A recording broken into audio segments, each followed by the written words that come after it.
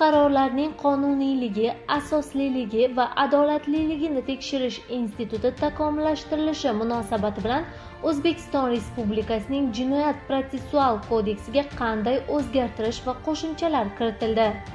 Barchamizga ma'lumki, jamiyatimizda sud huquq sohasida muhim islohotlar amalga oshirib kelinmoqda. Jumladan, sud qarorlarining qonuniyligi, asosliligi, adolatliligini tekshirish instituti takomillashtirilishi munosabati bilan O'zbekiston Respublikasining Jinoyat-protsessual kodeksi hamda ma'muriy javobgarlik, fuqarolik protsessual, iqtisodiy protsessual kodekslariga muhim o'zgartirish va qo'shimchalar kiritildi.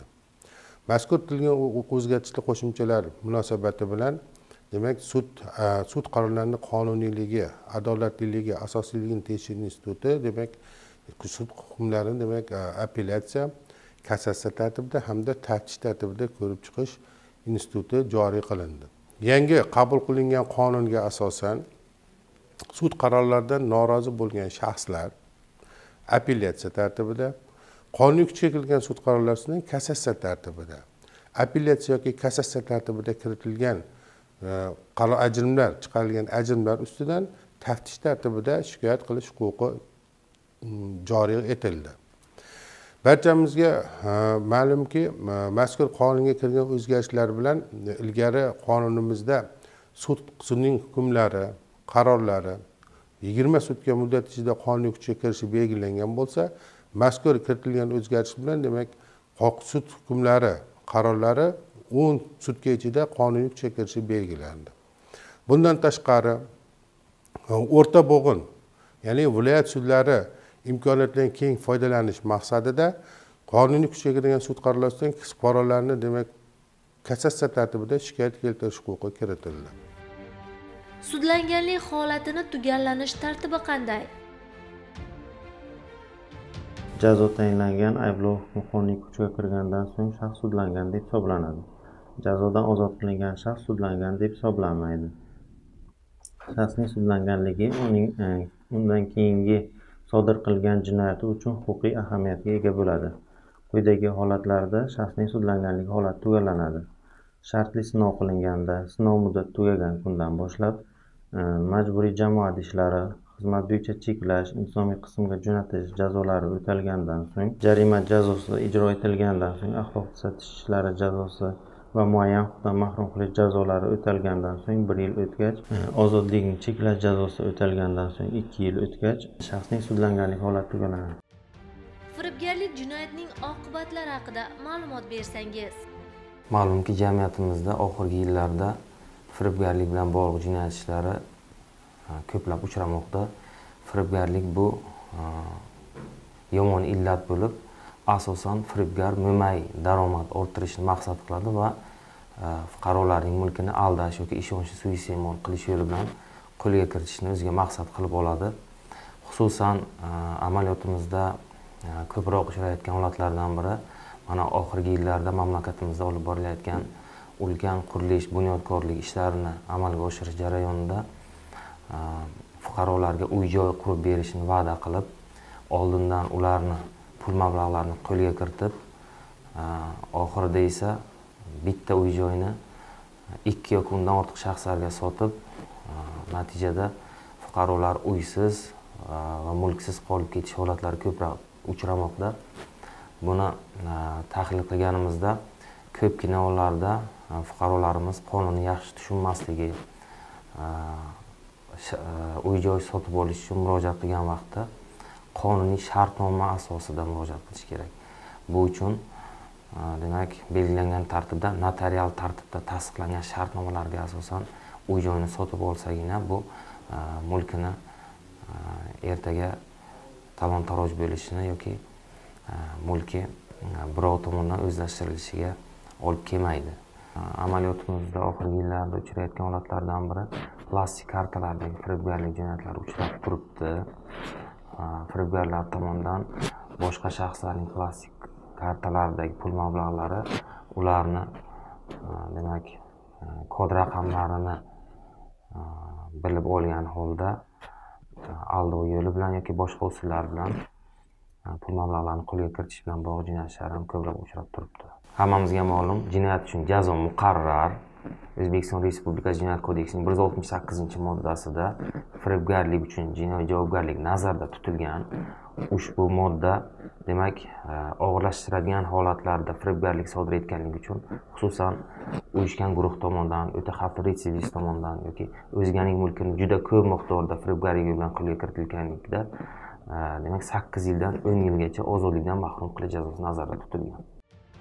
Sayyor sud majlislarining ahamiyati qanday?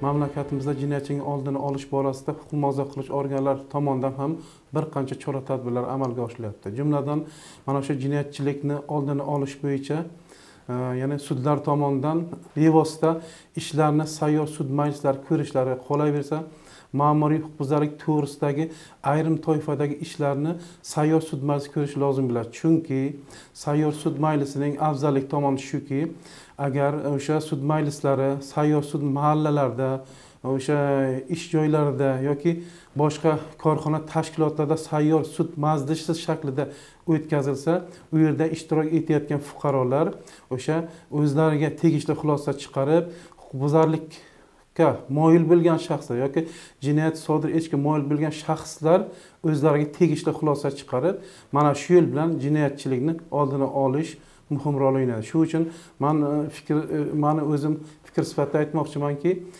bevosita ko'proq sayyor sud majlislari o'tkazish lozim. Ma'muriy huquqbuzarlik to'g'risidagi ishlar bo'yicha, jinoyat ishlari bo'yicha o'tkazilsa, mana jinoyatchilikni yanada oldini olgan bo'lamiz.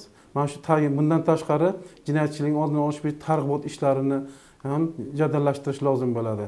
Mana shu sayyor sud majlisi orqali targ'ibot ishlarini amalga oshirish va jinoyatchilikning oldini olish, huquqbuzarlikka moyil bo'lgan shaxslarni huquqbuzarlik sodir etishini oldini olish maqsadiga qo'l keladi.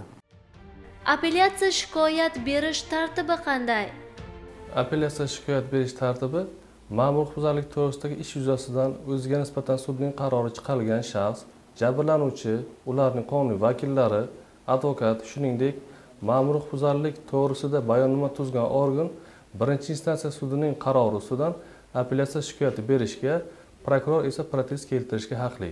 Apellyatsiya shikoyati protesti bergan shaxslar o'z vajlarini tasdiqlovchi qo'shimcha materiallar taqdim etishga haqlidirlar. Apellyatsiya instansiya sudining vakolatlari quyidagicha belgilangan.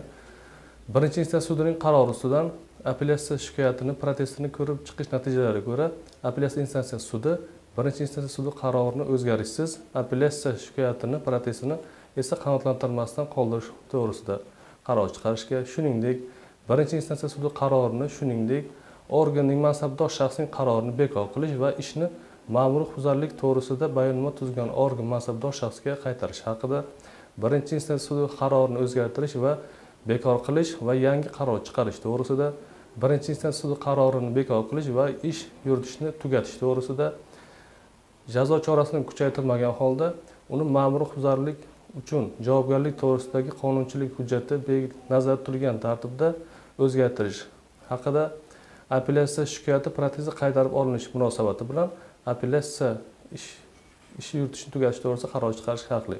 Apellyatsiya instansiya sudining qarori chiqarilgandan keyin darhol o'qib eshittiriladi. Apellyatsiya instansiya sudining qarori ustidan taftish tartibida shikoyat protest berilishi mumkin. Aliment to'lashdan bosh tortgan qarzdorlarga qanday choralar ko'riladi? Fuqarolik sudining buyrug'i va qaroriga asosan qarzdordan undiruvchiga aliment undirish to'g'risida qaror qabul qiladi. Mazkur qarorga asosan 2 nafar farzandi uchun umuman necha nafar farzand bo'lsa, barcha farzandlar uchun aliment undirish qaror chiqarilgandan keyin mazkur qaror majburiy ijro byurolariga ijro qilish uchun yuboriladi.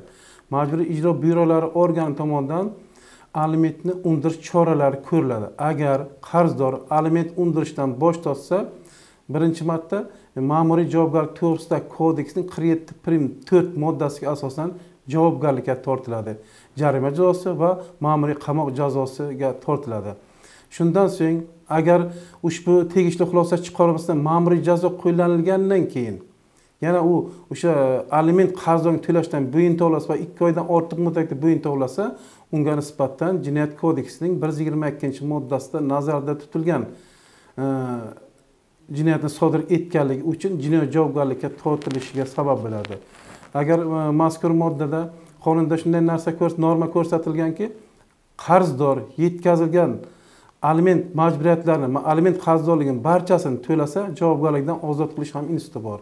Mana shu aliment to'lovchi, ya'ni qarzdor ma'muriy huquqbuzarlik bo'ladimi, sodir etgan bo'ladimi, jinoyat sodir etgan bo'ladimi? Agar aliment qarzdorligini to'liq to'lasa, qarzdor ma'muriy javobgarlikdan yoki jinoiy javobgarlikdan ozod qilinadi.